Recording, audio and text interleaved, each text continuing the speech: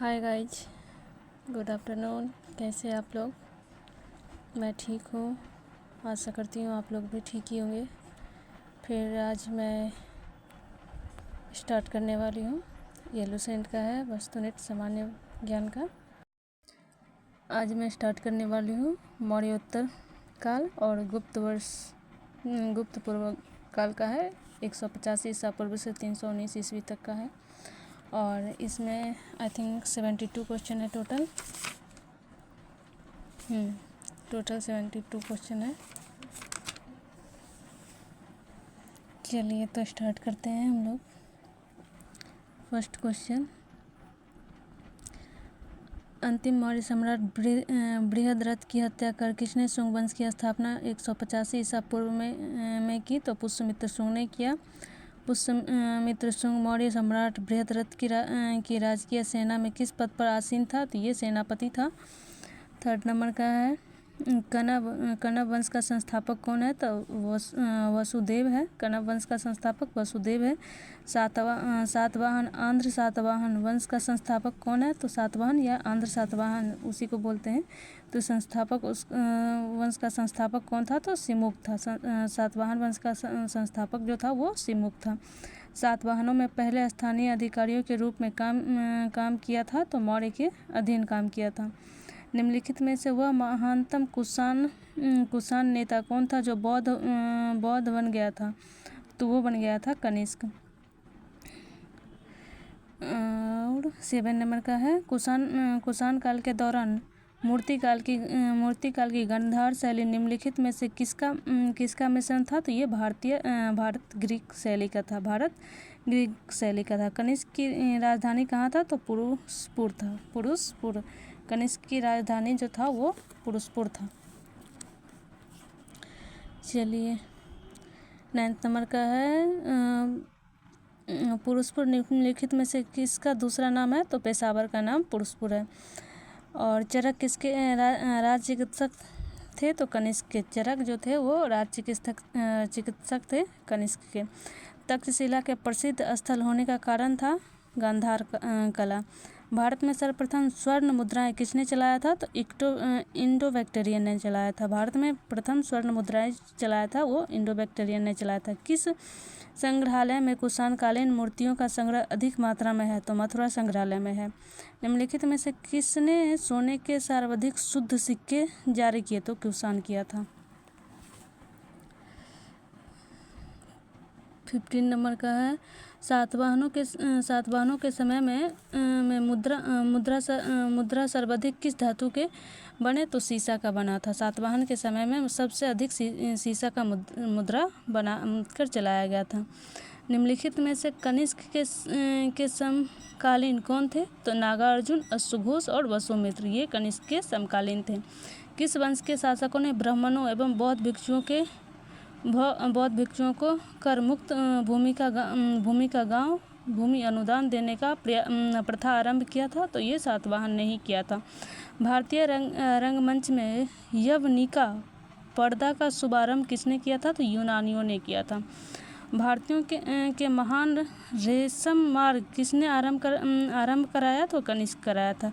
निम्नलिखित में से किसने बड़े पैमाने पर स्वर्ण मुद्राएं सोने की मोहर चलाई थी? तो ये कुषाण शासकों ने चलाया था। चरक और नागार्जुन किसके दरबार की शोभा थे? तो कनिष्क के दरबार की शोभा थे। शक संवत का प्रारंभ किस सम्राट के शासनकाल में 78 ईस्वी से हुआ था? तो ये कनिष्क के काल में हुआ था। एक होता है शक संवत, एक होता है विक्रम संवत। और संवत मतलब होते हैं, अभी हमको थोड़ा सा याद नहीं आ रहा है, लेकिन शक संवत, विक्रम संवत और एक होता है क्या कहते हैं उसको, याद अभी नहीं आ रहा है, सॉरी, याद आएगा तो बताएंगे। वो कहते हैं ना अंदर में है और ये मुंह पे नहीं आ रहा है। चलिए आगे बढ़ते हैं। तक्षशिला विश्वविद्यालय स्थित था? तो पाकिस्तान में स्थित था। प्राचीन काल में कलिंग का महान शासक कौन था? तो ये खारवेल था। मेरा गलत हो गया था, मैंने बिंदुसार लगाया था, तो ये खारवेल था। प्राचीन काल में कलिंग का महान शासक था वो खारवेल था। कुषाण काल में सबसे अधिक विकास किस क्षेत्र में हुआ था? तो वास्तुकला में हुआ था। सातवाहनों ने आरंभिक दिनों में अपना शासन कहाँ शुरू किया था? तो आंध्र में शुरू किया था। सातवाहन राज्य की राजधानी कहाँ थी? तो पैठन या प्रतिष्ठान था। पैठन बोलो या प्रतिष्ठान बोलो। निम्नलिखित में से कौन सा अभिलेख कलिंग नरेश खारवेल से संबंधित है? तो हाथी गुम्फा अभिलेख। किस सातवाहन नरेश ने गाथा सप्तशती नामक महत्वपूर्ण कृति की रचना की? तो ये हाल किया था। सातवाहन शासकों की राजकीय भाषा क्या थी? तो प्राकृत थी। सातवाहन शासकों की राजकीय भाषा जो थी वो प्राकृत थी। निम्नलिखित राजवंशों पर विचार कीजिए। तो इसमें बोल रहा है कौन पहले आया और कौन बाद में आया। तो इन राजवंश की सही कालानुक्रम क्या है? तो पहले शुंग वंश आया, फिर सातवाहन वंश आया, फिर गुप्त वंश आया और फिर चोल वंश आया। ठीक है। मौर्य साम्राज्य के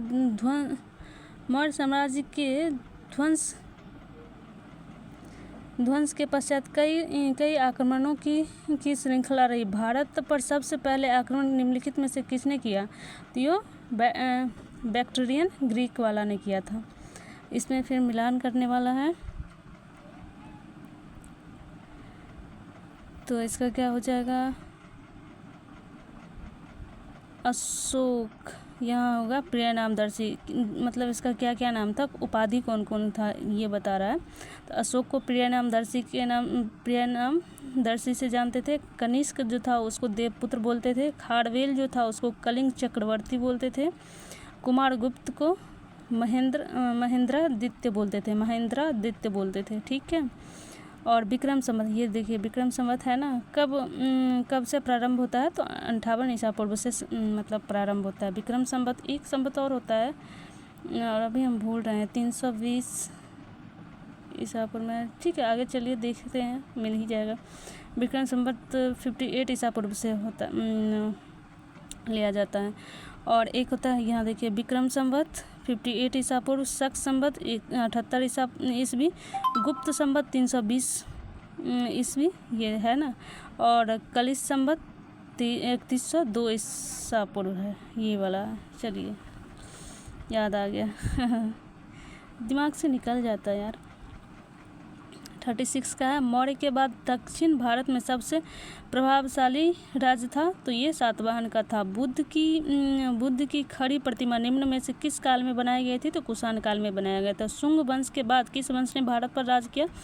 कनब ने किया था। शुंग वंश के बाद कनब वंश ने भारत पर राज किया। किस चीनी जनरल ने कनिष्क को हराया था? तो पेन जाओ। किस चीनी जनरल ने कनिष्क को हराया था? तो पेन जाओ। 40 नंबर का है, उत्तरी तथा उत्तरी पश्चिमी भारत में सर्वाधिक संख्या में तांबे के सिक्के को जारी किया था? तो कुषाणों ने जारी किया था। 41 का है, कुषाण फारस की खाड़ी और लाल सागर से होकर व्यापार करते थे, कारण उनकी सुसंगठित नौसेना उच्च कोटि की थी। तो नहीं, ऐसा नहीं है, ये सी हो जाएगा, ए सही है और आर गलत हो जाएगा। जो कला शैली भारतीय और ग्रीक यूनानी शैलियों का सम्मिश्रण है उसे बोला जाता है गांधार शैली।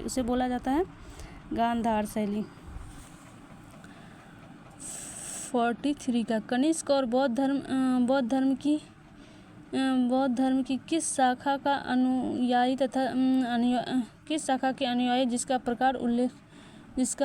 प्रसार उसने मगध एशिया व सुदूर पूर्व में किया था? तो महायान का प्रचार किया था। कनिष्क के शासनकाल की सर्वाधिक महत्वपूर्ण घटना कौन सी थी? तो चतुर्थ बौद्ध संगति थी। बौद्ध संगति 4 हुआ था। प्राचीन भारत का महान व्याकरण पतंजलि किसका समकालीन था? तो पुष्यमित्र शुंग का समकालीन था। सर्वप्रथम भारत में विश्व युद्ध संस्कृत भाषा में लंबा अभिलेख किस राजा ने जारी किया? तो शक राजा रुद्रदमन द्वारा किया गया था। किस राजा के शासनकाल में ईसाई धर्म प्रचारक सेंट थॉमस भारत आया? तो ये गोंदो फिरनस के समय में आया था। किस कुषाण शासक ने सर्वप्रथम स्वर्ण मुद्राएं जारी किए? तो कड़फिसस द्वितीय ने किया था। किस वंश के शासक ने क्षत्रप प्रणाली का प्रयोग किया? तो शकों ने किया था। त्राता मुद्रित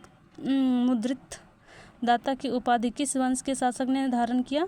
तो शक ने किया था। प्राचीन काल के भारत पर आक्रमणों के संबंध में कौन सा सही कालानुक्रम है?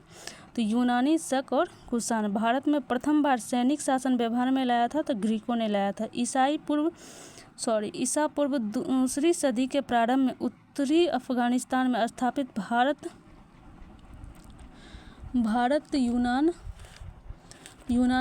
यूनानी राज्य था तो बैक्टेरिया था। यूनानी राज्य जो था वो बैक्टेरिया था। 4 धातुओं सोना, चांदी, तांबा एवं सीसा में बनने वाले सिक्के को क्या कहा जाता था? तो इसको बोला जाता था कारसापन बोला जाता था। इसको बोला जाता था कारसापन।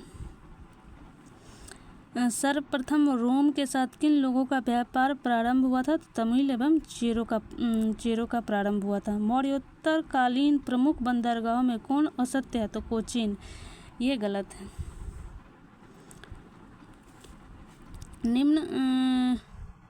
निम्न में से किस स्थान को पेरिप्लस ऑफ द इरिथ्रियन सी ने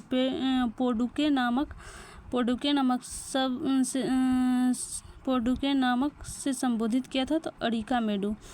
मौर्य उत्तर काल में किसने भारत में हिंद यूनानी राज्य की स्थापना किया था? तो डेमेट्रियस ने किया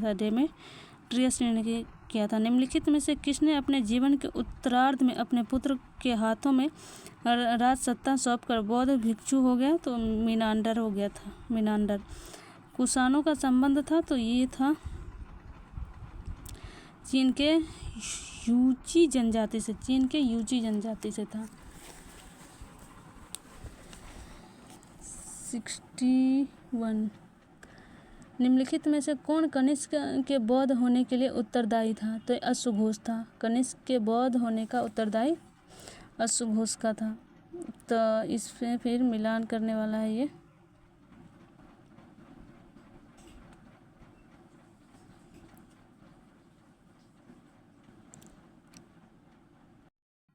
तो ये सही मिलाया हुआ है। इंडो ग्रीक था, हिंद, यवन, शक, सिथियन, पार्थव, पहलव। ये सही ही था और इसका भी सही ही है। नहीं, ये गलत हो गया, गलत बता दिया, ये सही नहीं है। बी सही होगा। ये इसका होगा इंडो ग्रीक का होगा सिथियन, इंडो ग्रीक का सिथियन और शक का हो जाएगा इंडो ग्रीक का हो जाएगा पहलव। इंडो ग्रीक का पहलव होगा, शक का सिथियन होगा, पार्थव का हिंद यवन होगा। सॉरी, गलत बोल दिए थे उस टाइम। और 63 का फर्स्ट होगा सुंग तो विदिशा, चेदी कलिंग, सातवाहन प्रतिष्ठान पैठन जिसको बोलते हैं, कुषाण पुरुषपुर पेशावर। रोमन साम्राज्य के अनुसरण पर किस वंश के शासक ने कौसर सीजर की उपाधि धारण किया था? तो कुषाण। निम्नलिखित में से किसका निर्माण सुंग काल में हुआ था? तो सभी का हुआ था। भरहुत का स्तूप, हाजा स्तूप, सांची स्तूप की वेदिका व तोरण द्वार। सातवाहन नरेश हाल के समकालीन गुणाढ्य ने किस प्राकृतिक ग्रंथ की रचना की थी? तो बृहत कथा। निम्नलिखित कथनों पर विचार कीजिए। तो इसमें बोल रहा है तो ये होगा सातवाहन शासक बौद्ध पर अत्याचार करते थे? नहीं। पुष्यमित्र शुंग बौद्धों को संरक्षण देते थे? नहीं, ये भी गलत है। बौद्ध गया में शशांक ने बौद्ध वृक्ष को काट दिया था। हाँ, ये वाला सही है, शशांक ने ही काटा था। 67 नंबर का। और 68 प्राचीन भारत में निम्न में से किस एक ने नियमित रूप में सोने के सिक्के चलाए? तो कुषाण चलाए। कलिंग नरेश खारवेल किस वंश से संबंधित थे? तो चेदी वंश से। निम्नलिखित में से किस अभिलेख में चंद्रगुप्त मौर्य और अशोक दोनों का उल्लेख किया है? तो गौतमी पुत्र सातकर्णी का नहीं, इसमें नहीं किया है। महाक्षत्रप रुद्रदामन का जूनागढ़ अभिलेख, इसमें दोनों का है। वर्णन है। प्राचीन भारत में देश की अर्थव्यवस्था में अत्यंत महत्वपूर्ण भूमिका निभाने वाले श्रेणी संगठन के संदर्भ में निम्नलिखित में से कौन से कथन सही है? तो ये हो जाएगा, प्रत्येक श्रेणी राज्य की एक केंद्रीय प्राधिकरण के साथ पंजीकृत होती थी और प्रशासनिक स्तर पर राजा उनका प्रमुख होते थे। नहीं, ऐसा नहीं था। श्रेणी ही वेतन काम करने के नियमों, मानकों और कीमतों को सुनिश्चित करती थी। तो हाँ, ये सही है। श्रेणी का अपने सदस्यों पर न्यायिक अधिकार होता था। हाँ, ये भी सही है। दोनों सही है। राबता अभिलेख के संदर्भ में निम्नलिखित में से कौन सा कथन सही है? तो कनिष्क और कड़फिसेस शासकों के बीच संबंध स्पष्ट करने के लिए चलिए, टोटल 72 क्वेश्चन कर लिए हैं और अगला टॉपिक रहेगा संगम काल। और इसमें टोटल कितना क्वेश्चन है?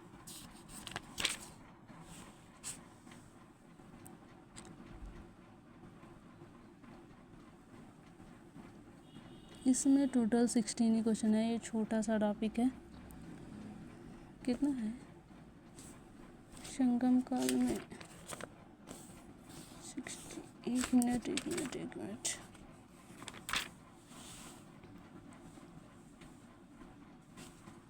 36 क्वेश्चन है। ठीक है, ये छोटा सा टॉपिक है, आगे हम कल करेंगे। चलिए, थैंक यू। और प्लीज़ इसे लाइक और सब्सक्राइब कर दीजिएगा और इस सेशन को आगे बढ़ाइएगा। और क्या कह सकते हैं, और अच्छे से आप लोग रहिए। Thank you so much.